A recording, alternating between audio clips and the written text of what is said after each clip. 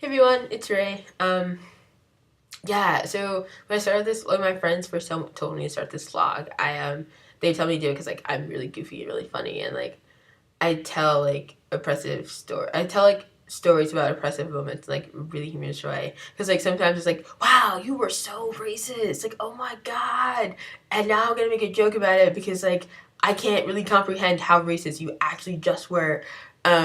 And like that, like I do that a lot. So I wanted to like I wanted to make a vlog about that. But right now I'm actually gonna talk about mental health. Mental health is something that's like really near and dear to me, because I am a trans person of color, who lives with depression, and like it's hard. It's hard, right? And the reason that I'm making this post is because another young Black trans body decided to stop living. Blake Brockington, who some people may not know, who committed suicide, and he was like this beautiful Black child who was living his life out loud. He was vibrant. He was an activist. He was an advocate.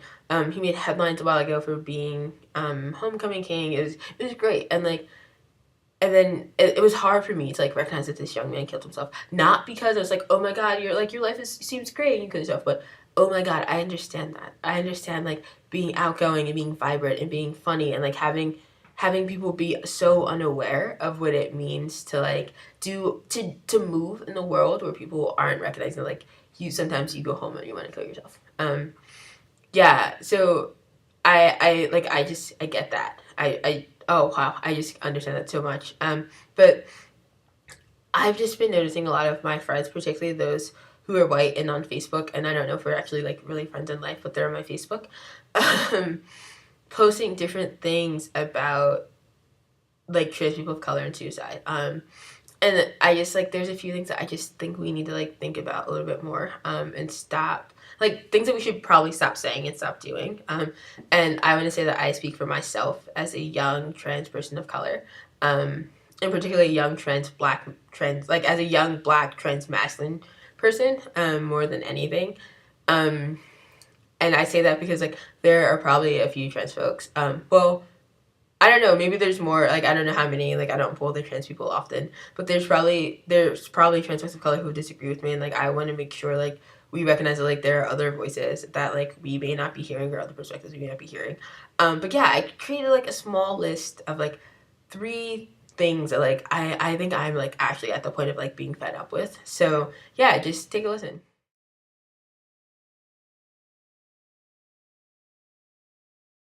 Yeah. So the first thing that I need people to stop doing is like disingenuously telling me you love me or that I'm loved. And the reason that I have a problem with that is because one, you don't know me.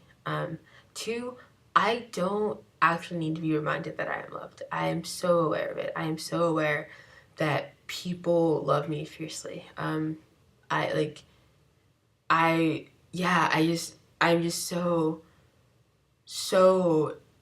thankful and appreciative of the people I have in my life, that love me. And like I like if you talk to me for more than like 10 minutes, I'm gonna talk about my best friend, and like my best friend and I love each other in a way that like is just beautiful and fierce. It's just fierce because like we're redefining like what it means to be like romantic and platonic. Like we are like oh my god, like it's just like this is a romantic version of a very platonic relationship. And it's great. And then I have like beautiful siblings and like other amazing friends and professors and people who like really do love me. I don't ever need to be reminded of that. I don't ever take that for granted. Like the love of my friends is like how I survive on the day to day basis, and like at this point, literally survive because one of my friends opened their home to me when I was going through a really rough time with like my own apartment. So I don't ever need y'all to remind me of that, especially when you don't know me. And thirdly, like telling people that they're loved as a reason for not committing suicide is actually pretty selfish. And the reason I say that is because our idea that like someone shouldn't make a choice to take their own life because we love them is saying, I don't want to deal with the pain of you not being here. So you should deal with the pain of why you don't want to be here. And that's just kind of not cool. Especially when you're like not trans and not of color. So like trans people of color, like, kind of might not want to live anymore, and you kind of shouldn't say, no, you need to live because, like, I need you here, and, like, I don't want to deal with you not being here, and I love you, right? And that's, like, super, super, super, super hard to say, but, like, that's also real. Like, it's selfish of you to tell me that I should go through life, like, in a world that, like, has made a very, very clear choice that it doesn't love me, because you do, right? Um, and four, that's another thing, like, trans people, there are trans people of color who I'm sure do believe they're not loved by anyone. And that breaks my little heart, in so many pieces, because, like, like, as someone who's trans and of color, like, I need you to survive. But that's real for them. But a lot of people who consider suicide because we know that the world has made a choice to not love us. Like, we don't need to be reminded that individuals love us. We're seeking more than that, right? Like, we're seeking to be loved by a world. And sometimes individual love just can't outweigh the pain, right? I think we have this idea that love, like, makes everything okay, but no. Love, unfortunately, does not undo systematic oppression or racism or transphobia. Like, love doesn't undo being misgendered every day at your job. Love doesn't undo the pain you felt when your family first said no and didn't respect your trans identity. Like, love doesn't undo the cops following you or people mocking you as you walk down the street. Love doesn't undo getting fired from your job because you don't fit the idea of, like, professional for what a woman or man should look like if you're not binary or if you're trans. Love, like, just unfortunately does not undo all those things. And those are violences enacted upon trans bodies that happen on the daily basis. So, like, sometimes we need to recognize that this isn't about love, right? This is about pain and trauma and, like, a desire to not deal with it anymore.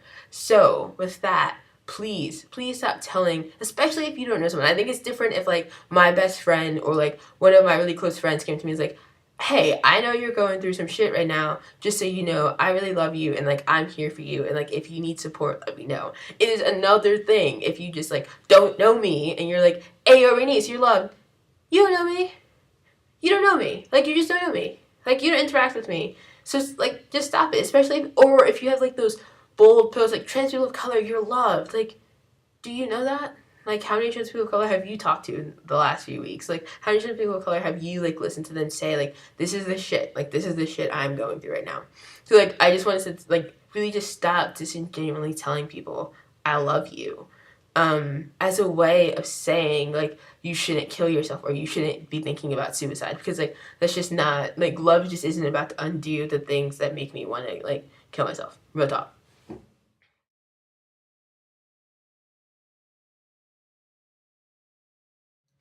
So I put this point in here because, like, a lot of people say this. They say go get help or, like, seek help, or, like, they frame it in different ways. But at the end of the day, it's like, go see a mental health practitioner. And I want to tell you that there are barriers to that. Particularly three that I know that have impacted why I don't go see a therapist. Or that, like, like, at different points in my life why I haven't seen a therapist. One, geography. Young trans people of color are disproportionately living below the poverty line, which means that they're probably living in poorer neighborhoods, and those neighborhoods, because, like, racism, those neighborhoods tend to be predominantly people of color, right? And what does that mean? That means that there's not that many therapists there because therapy is expensive, and, like, therapy is meant for white people, and I will talk about that in a few moments.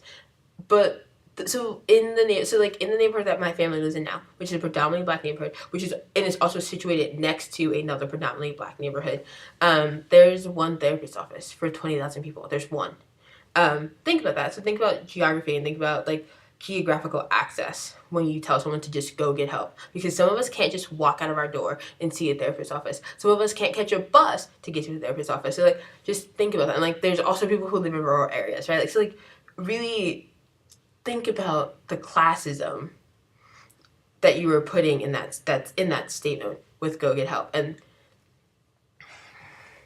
Secondly, like moving like directly onto like class, some of us can't afford therapy. And I'm saying this to you as someone who has a rather great insurance plan.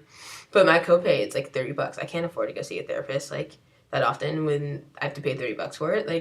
That's just not possible. I don't make that money. And once again, like you have to think about like trans people of color are disproportionately paid lower wages. Like so we now have to like go out of our way to find therapists, and then we have to find money to pay them. Think about that. And like, yes, there are trans people of color who can afford to pay for therapists. Like in like 6 months, I will be one of them. But the majority of folks can't. And like access to free resources doesn't necessarily mean access for everyone, right? So think about those things before you say, just go get help.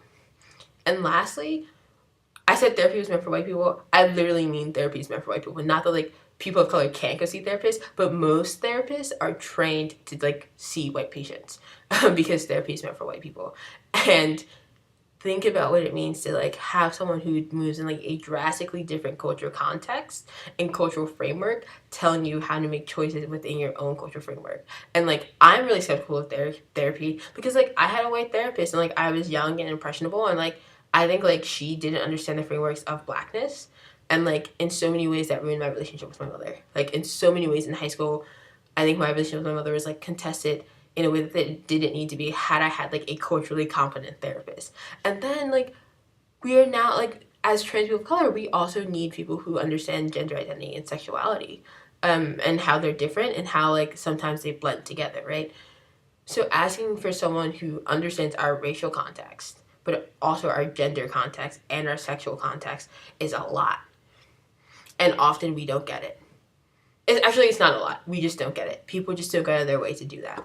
So like getting help often means sitting in a room with someone who's an oppressor and who might oppress you and who might understand you and like who might give you like information or like give you advice and like give you solutions that are based in like cis het whiteness that like an identity that I don't occupy, right? So like stop telling people to just go get help without thinking about it and without thinking that like our help looks different than yours, right? Like as a queer person of color, like something that's helps me survive is seeing other cutie pox survive. Like I have this person on my Facebook that's like who is like trans femme. It's he like this person just like really is gender, he queers gender in like every way possible, and I love it, and like I love watching this person thrive. Like Z is just so wonderful,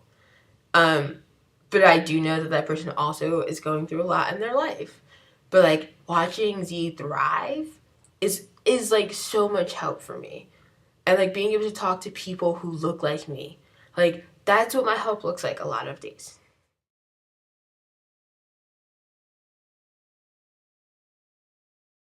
So I have a really hard time reconciling with this point, because right now I am hurt, I am sad, I am now mourning the death of too many young trans people who just don't want to live anymore, and it breaks my heart to see young trans black bodies killing themselves, because there are so many people that are ready to kill us, right? But I still want us to recognize that like this young man made a choice.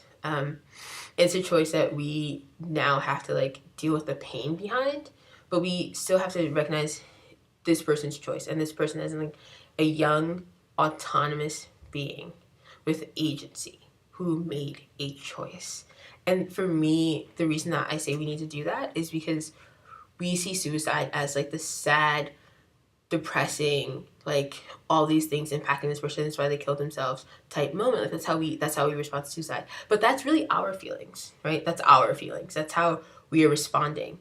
We are not thinking maybe this person is liberating themselves, right? Like what are the liberatory possibilities in suicide? That's not something that we think about.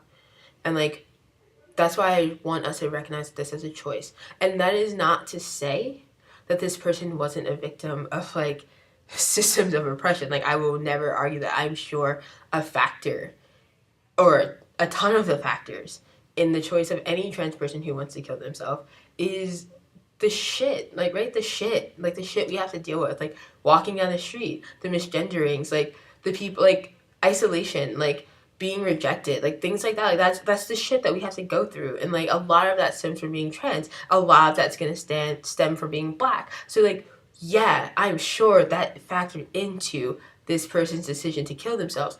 However, that factored into a choice that they made, right? And we need to recognize that. And that's not to demonize them at all. That is to uplift them and their liberatory practices. Because maybe that's what their suicide was. It was a liberation for them.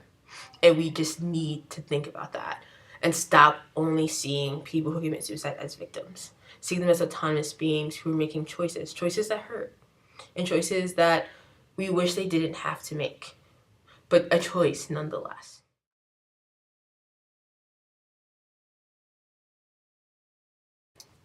And to trans people of color who this video really hasn't been like directed towards, I want to say that the few people that I know on my Facebook and on Twitter or Tumblr, I appreciate you all.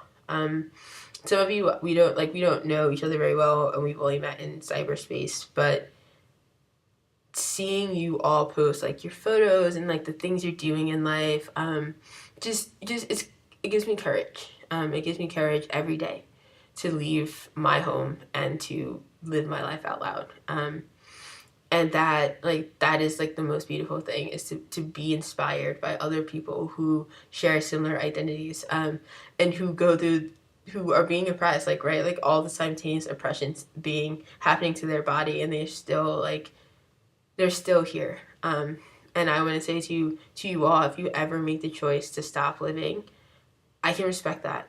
I can understand that. Yes, I want you here. I want you fighting for a liberation that includes you breathing. I do. But if that's one that you don't want anymore, I can get behind that. Just know that I appreciate you all so much.